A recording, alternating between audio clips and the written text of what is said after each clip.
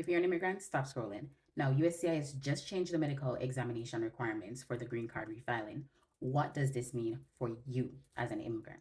All right. Now, what's the big change? Because everybody's a little bit confused. Now, USCIS used to say that if your immigration doctor signed the form I-693, which is the medical exam, on or after November the 1st, 2023, it would be valid forever, even for future green card refiles. That rule has now changed again. Okay, besties? So listen up very keenly. Now, here's the timeline of the changes. Now, April the 4th, 2024, USCIS said, and keep in mind, this is not legal advice. If your doctor signed Form I-693 on or after November the 1st, 2023, it would be valid forever. You could reuse that same medical for a future application. Then, December the 2nd, 2024, USCIS started requiring people to submit Forms I-693 at the same time they filed Forms I-485. All right, it was always mandatory.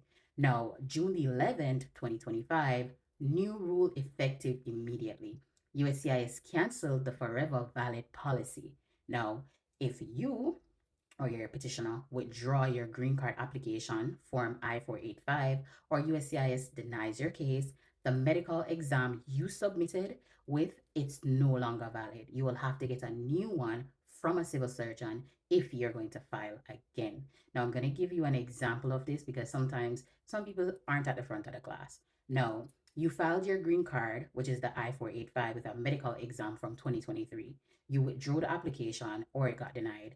You refile again in 2025 thinking the medical is still good, but it's not. You will need a new medical exam before USCIS accepts the new case.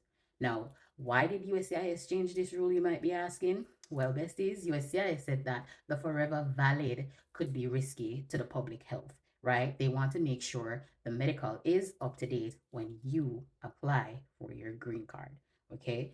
Now, what should you do as an immigrant that is going to file or thinking about filing or have filed or have been denied? You only count your medical exam as valid for the current application it was filed with. Don't reuse it for future filing if your old case was denied or withdrawn. Now, plan ahead. Medicals are only valid while your case is pending. If your case ends, so does the medical.